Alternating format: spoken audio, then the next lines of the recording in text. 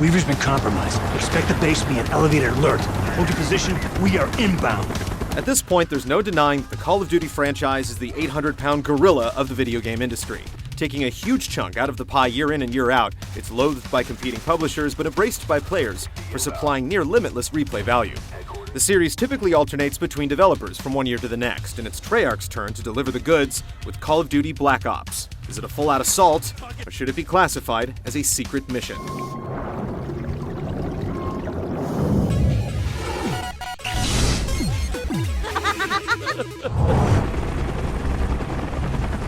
Mason! Woods, you look like hammered shit. Some kind for shit in the jungle. It's not, baby. It's good to see you. Yeah, you too. Set in the 60s during the Vietnam War, Black Ops begins in an interrogation room. You're Captain Mason Alex, and for reasons unknown, you've been brought to this place to try and explain a set of numbers to your captors. The problem is, you have no idea what the numbers mean. I don't know what you're talking about. The numbers, Mason. What do they mean?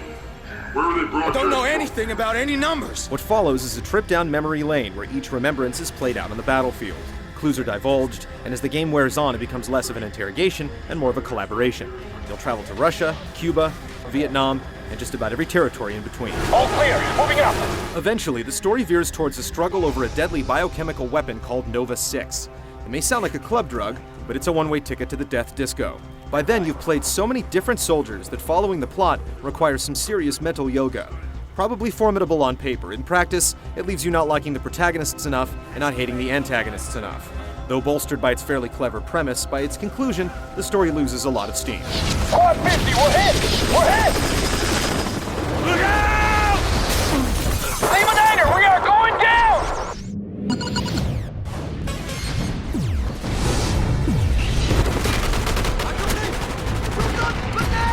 The general design of Black Ops maintains the blueprint. Follow the linear path laid out by comrades and enemies and lay waste to everything in your path.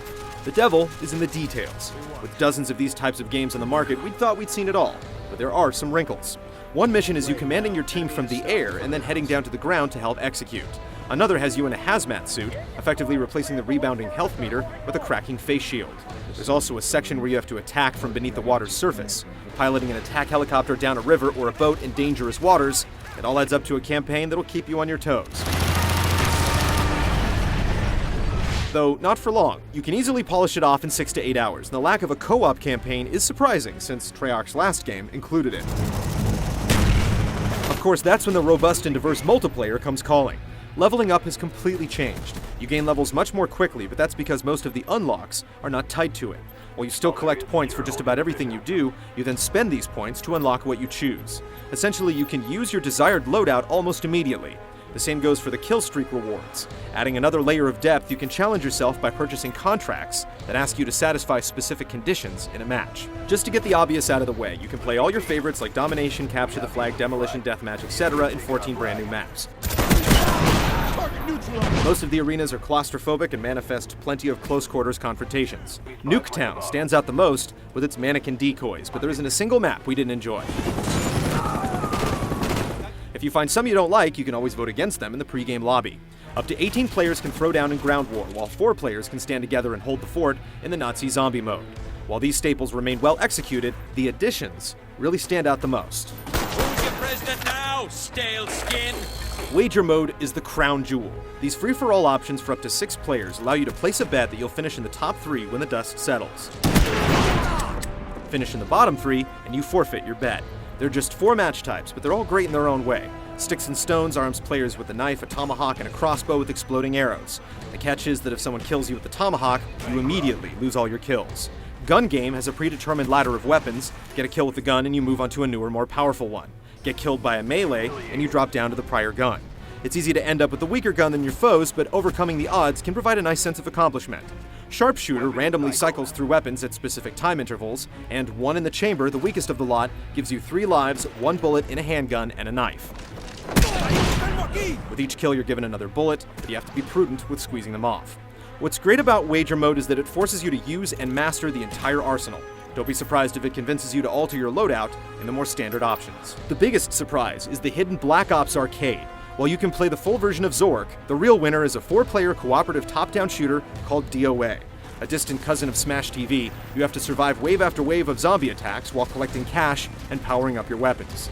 It's a full-fledged game that you normally pay at least $10 to download, but in Black Ops, it's just a fun extra.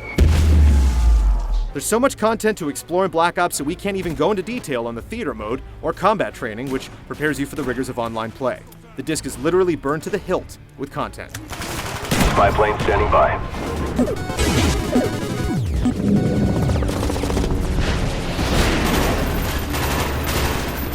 Out on the battlefield, attention spans need not apply. The campaign jumps you from gunner to foot soldier to pilot and back again every 15 minutes or so. It's like Whiplash in video game form.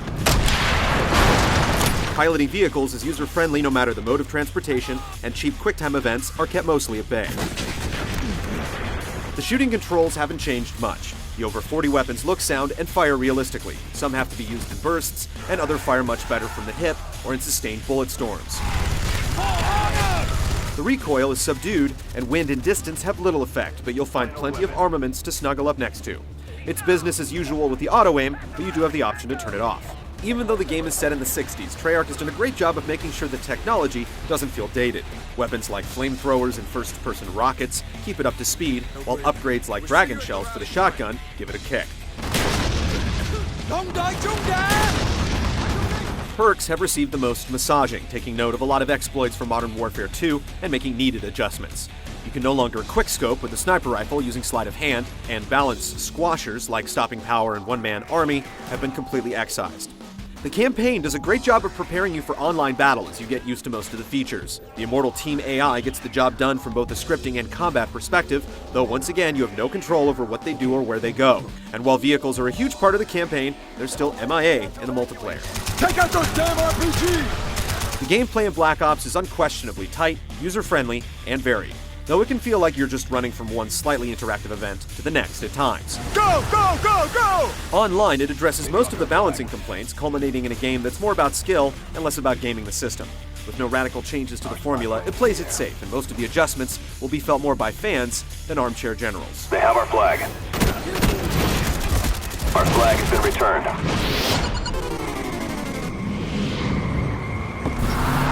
This way!